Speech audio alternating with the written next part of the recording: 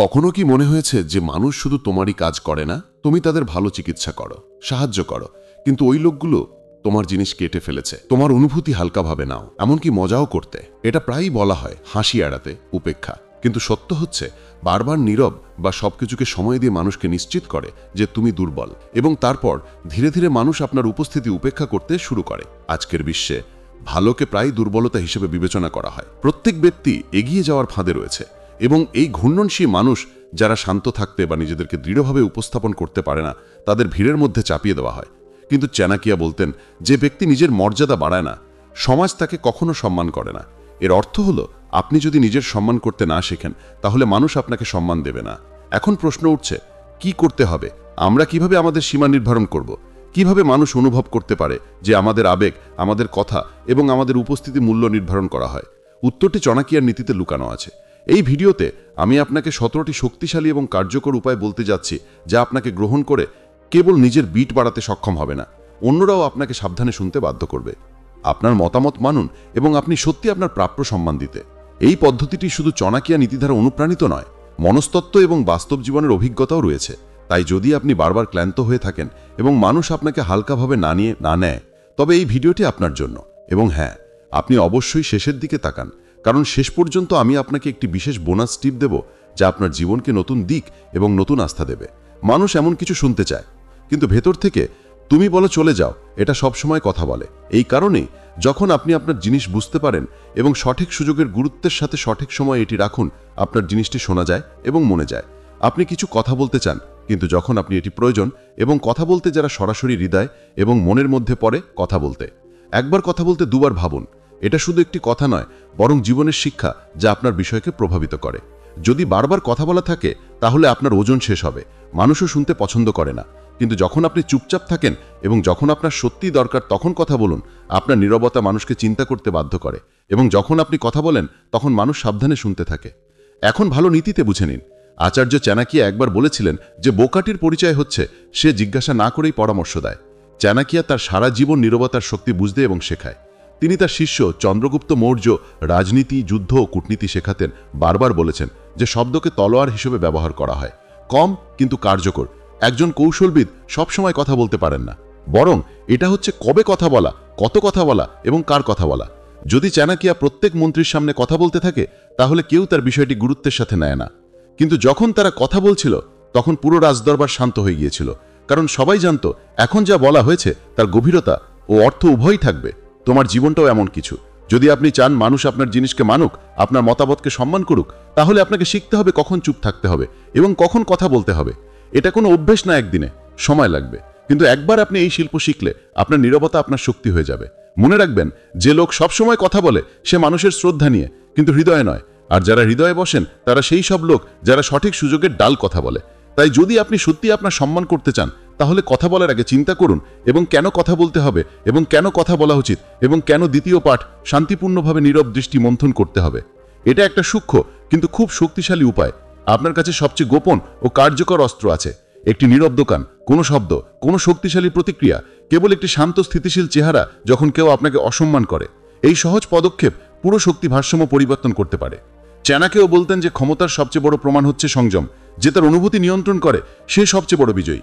এজন্যই নীরবতা অসুখী চক্ষে অস্বস্তিকর করে তোলে। কেন কাজ করে? কারণ যারা অসন্তুষ্ট, তারা আপনার প্রতিক্রিয়ার দ্বারাই তাদের অসন্তুষ্টি বৃদ্ধি করে। তাদের রাগ, ভয় বা হতাশা দরকার। কিন্তু যখন আপনি শান্তি ও নীরবতার সাথে তাদের কর্মের উত্তর দেবেন, তখন তাদের ভারসাম্য আরও খারাপ হবে। তারা তাদের কাজের মুখোমুখি হতে বাধ্য হয় এবং প্রায়ই তাদের নিজেদের দোষ লোডের অধীনেও একড়া হয়। ছোট গল্প। আমি এমন এক মিটিংয়ে ছিলাম যেখানে একজন মানুষ বারবার আমার কথা কেটে ফেলছিল। প্রথমে আমি নম্রতা বলতে চেষ্টা করেছিলাম, কিন্তু সে থামেনি। তারপর আমি চাণক্যের তত্ত্বের কথা স্মরণ করে, যেখানে তারা বলে যে রাগের সিদ্ধান্ত নির্বুদ্ধতা এবং শান্তিতেই জয়ী। আমি চেয়ারের দিকে তাকিয়ে হাতের দিকে হাত দিয়ে দেখলাম পরিবেশ বদলে গেছে। সে অস্বস্তিকর হয়ে পড়েছে, আমার বক্তৃতা হারিয়ে ফেলেছে, আর বাকি বৈঠকে আমি টোকাই না। শব্দগুলো যা করতে পারে না, তা নীরব চেষ্টাই করেছে। এই পথ শুধু সামনের ব্যক্তিকে অস্বস্তিকর করার পথ নয়, বরং এটাও মনে করিয়ে দেওয়া যে আপনি কাউকে সামনে নিজের অনুভূতি খুলতে বাধ্য নন। নীরবতার দৃষ্টি একটি ঘোষণা, আমি এতটাই শ্রদ্ধাশীল যে তুমি তোমার খেলায় পড়বে না। তৃতীয় পাঠ, নিজেকে ব্যাখ্যা করার অভ্যাস ত্যাগ করুন। আমাদের অনেকেই এই ফাঁদে আটকা পড়ে। সব উত্তর দিতে হবে অনুভব করুন। আপনি একটি সিদ্ধান্ত নিতে এবং সমালোচকদের একটা ফাঁক বের হয়, তুমি কেন এটা করছো বা ঠিক ছিল। চাণক্য বলেছেন, যারা নিজেদের বিশ্বাস করে তাদের অন্যদের পরিষ্কার করার দরকার নেই।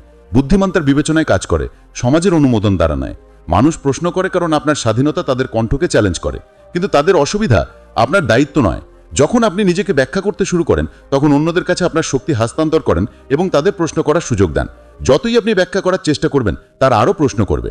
আমি যখন আমার কেরিয়ার পরিবর্তন করে আমার আবেগকে অনুসরণ করি, তখন আমাকেও অনেক প্রশ্ন শুনতে হয়েছিল। প্রথমে আমি ভেবেছিলাম তারা বিশ্বাস করবে, কিন্তু এটা উল্টে গেছে। তারপর আমি চাণক্যকে স্মরণ করি। কে নিজের উপর বিশ্বাস করে কারো অনুমোদন লাগবে না।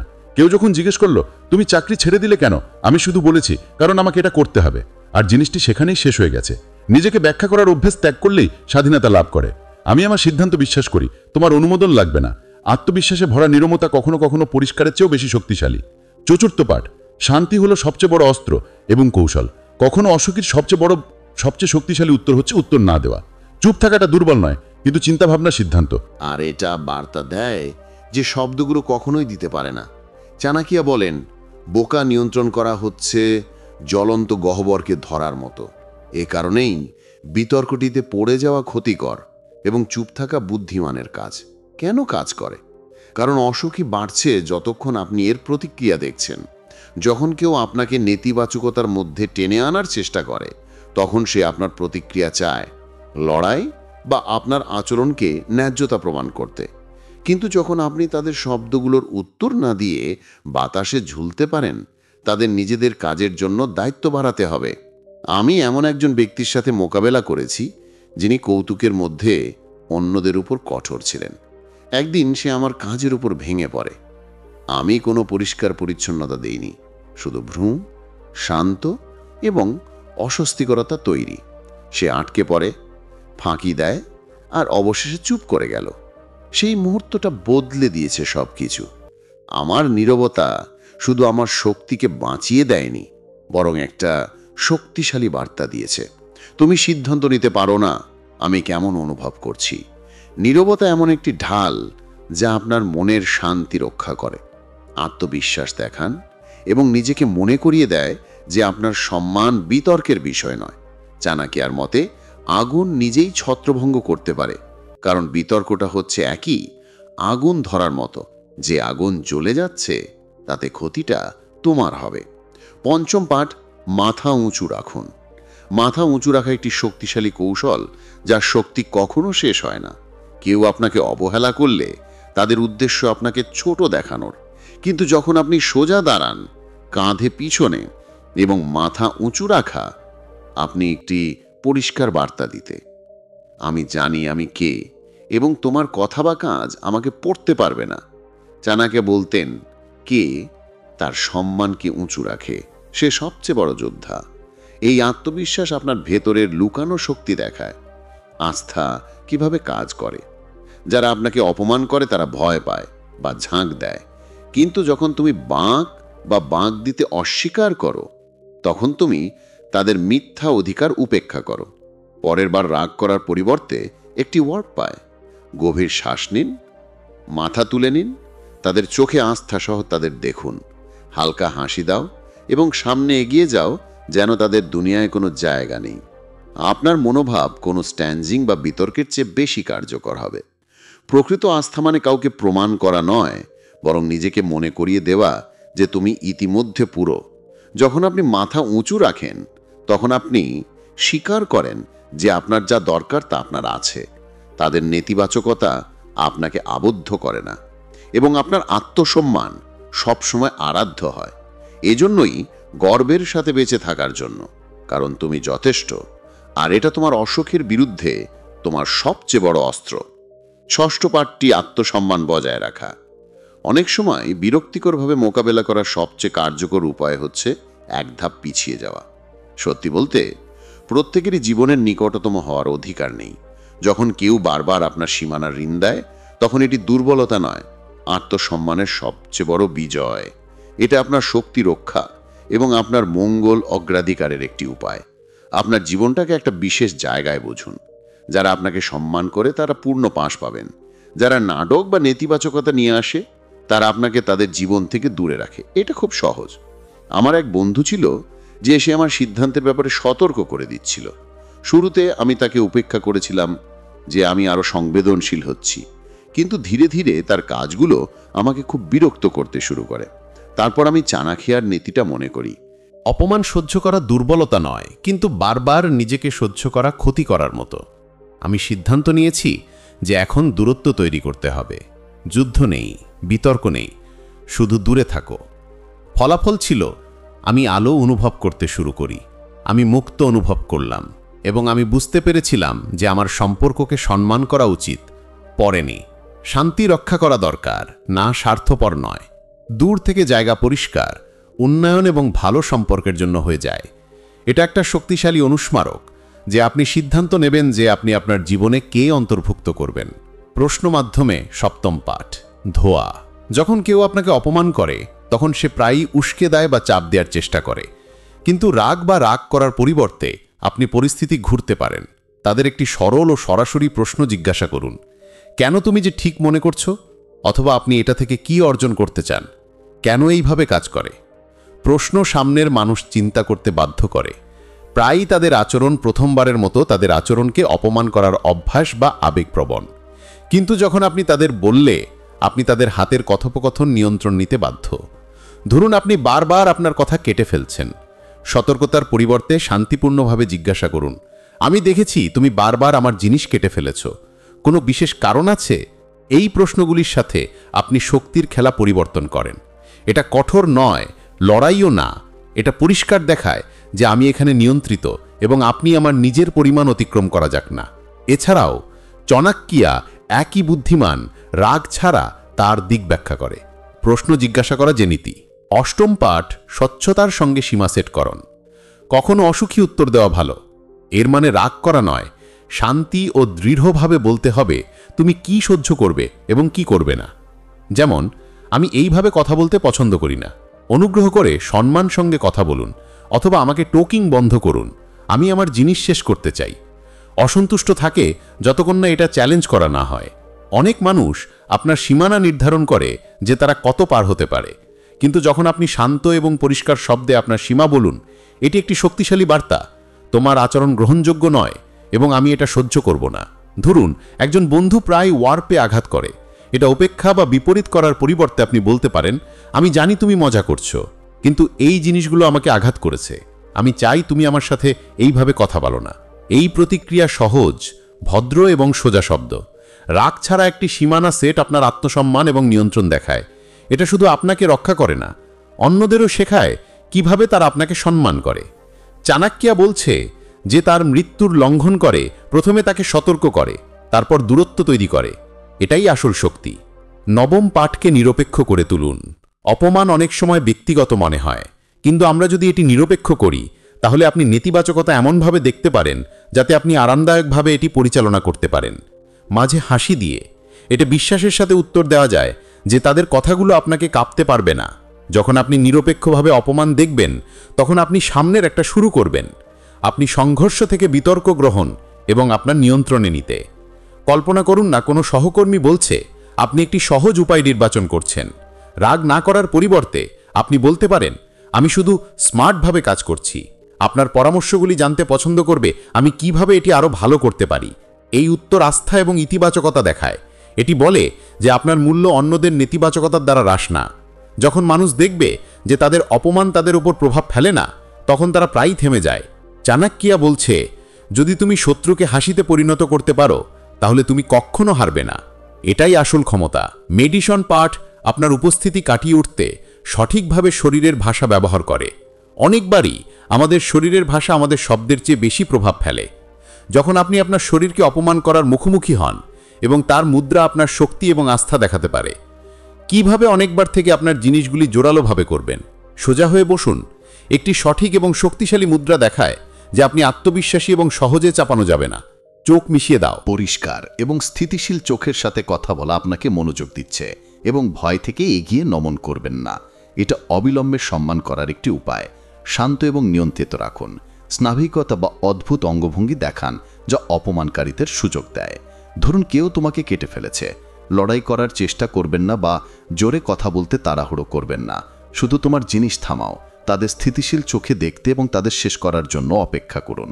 তারপর আরামদায়কভাবে বলো, আমি আমার জিনিস সম্পন্ন করি না, দয়া করে আমাকে এটা সম্পন্ন করতে দাও।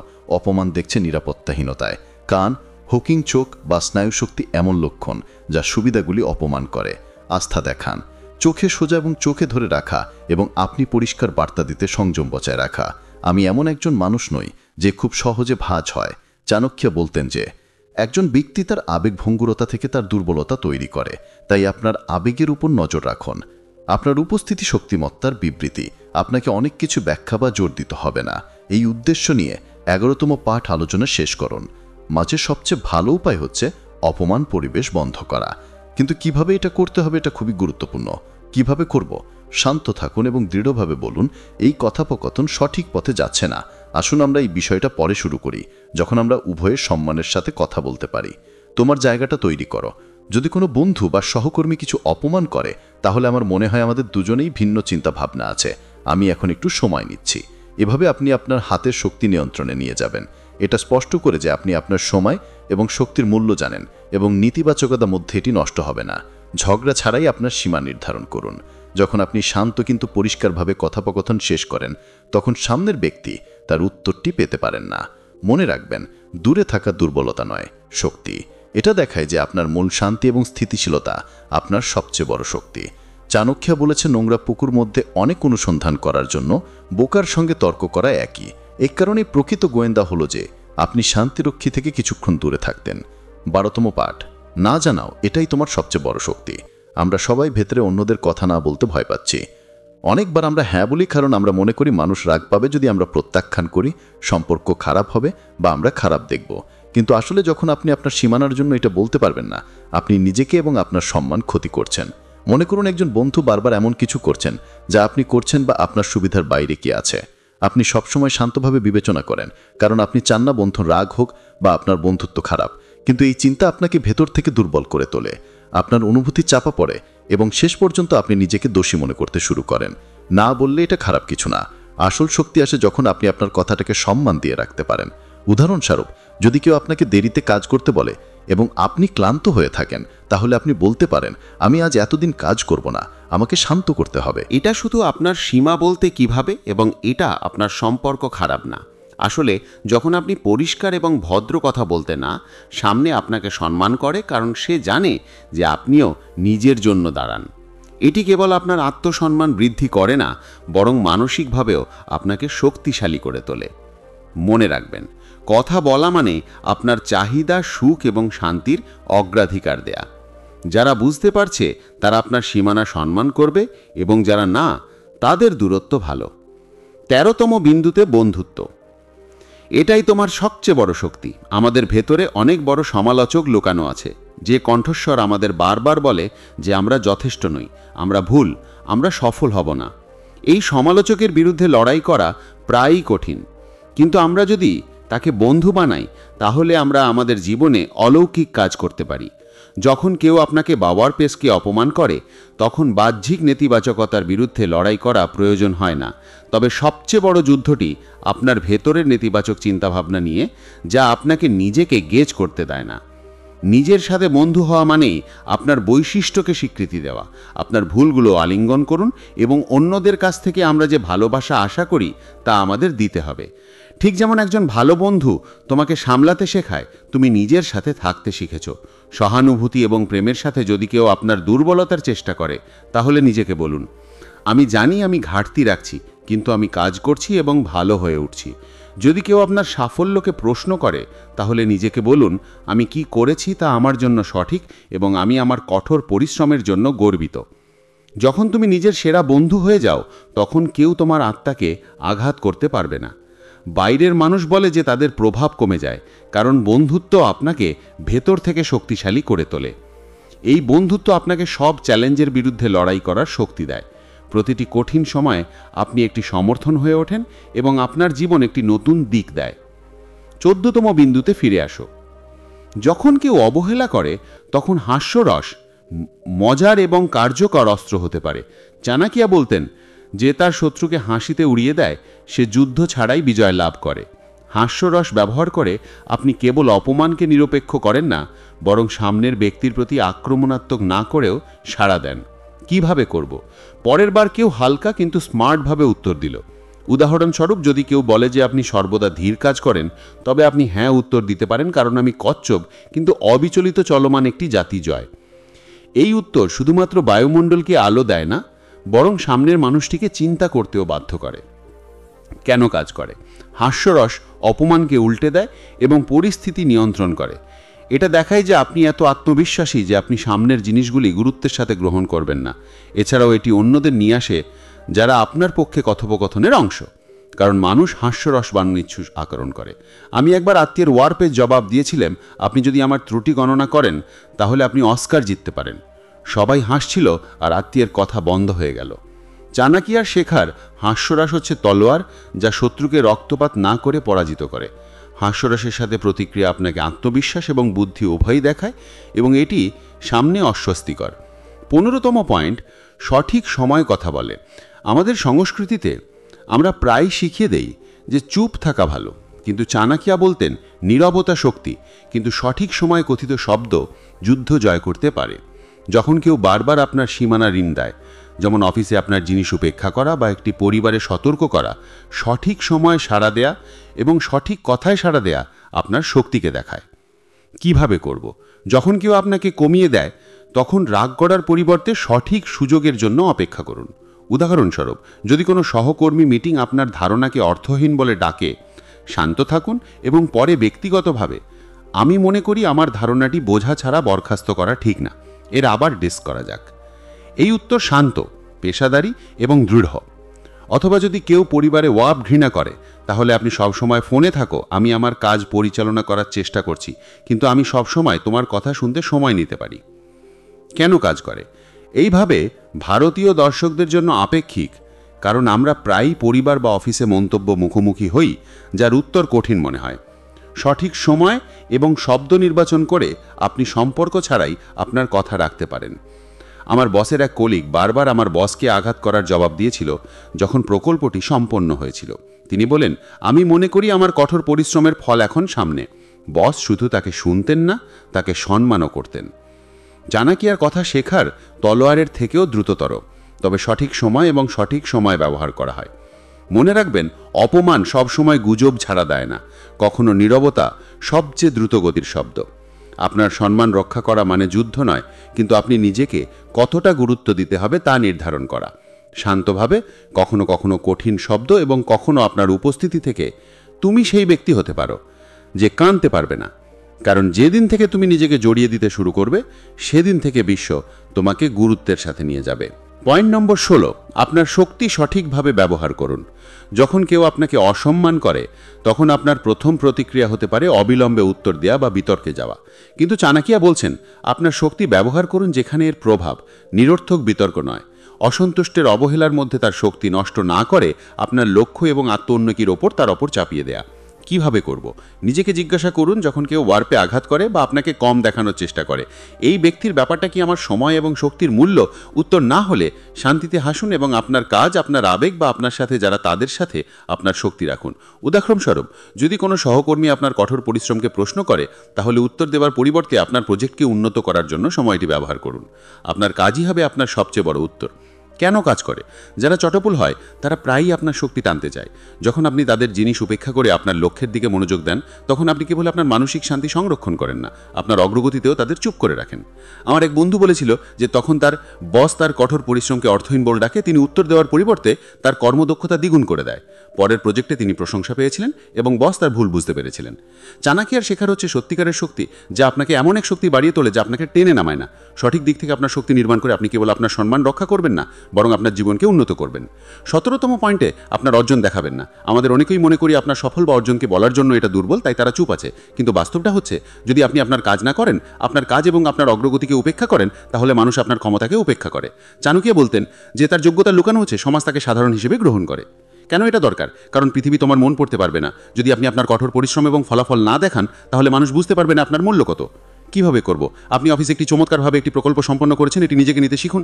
যদি আপনি বন্ধু বা পরিবারের মধ্যে কিছু বিশেষ করেন তাহলে ভাগ করে নিন। এটা রং করা নয়, কিন্তু আপনার মূল্য মনে রেখে দিতে হবে। আমার এক বন্ধু সবসময় শান্ত ছিল, তার কাছে অসাধারণ ছিল, কিন্তু তারা কিছু বলে না। ধীরে মানুষ নিজের কঠোর পরিশ্রমী ক্রেডিট নিতে শুরু করে। তারপর তারা জানতে পারলো যে আপনার অর্জন সঠিক সময় এবং সঠিকভাবে রাখা প্রয়োজন। আজ তার সম্মান দ্বিগুণ হয়েছে, কারণ মানুষ জানে তাদের কাজের মূল্য কত। এইভাবে কাজ করে, কারণ মানুষ একই রকম গুরুত্বের সাথে নেয় যারা নিজেকে গুরুত্বের সাথে নেয়। মনে রাখবেন, আপনার কঠোর পরিশ্রমকে লুকিয়ে রাখাটা নম্রতা নয়, বরং আপনার সম্মানকে আপোষ করার জন্য। তাই পরের বার যখন কেউ আপনার সীমানা ভাঙার চেষ্টা করে, আপনাকে প্রমাণ করার জন্য কিছু মনে রাখবেন না, শুধু আপনার সম্মান দিয়ে দাঁড়ান। যদি এই জিনিসগুলো আপনার হৃদয়ের সাথে সংযুক্ত হয়, তাহলে এই ভিডিওর মতো এত শক্তিশালী আইডিয়াগুলোর জন্য সাবস্ক্রাইব করতে ভুলবেন না। আর আপনি কখন এবং কিভাবে আপনার আত্মসম্মান প্রতিরক্ষা করবেন তার নিচের কমেন্টগুলিতে বলুন। পরের বার পর্যন্ত শান্ত থাকুন, শক্ত হন এবং নিজেকে আপোষ করবেন না, কারণ প্রকৃত সম্মান আপনার নিজের ভেতর থেকে শুরু হয়।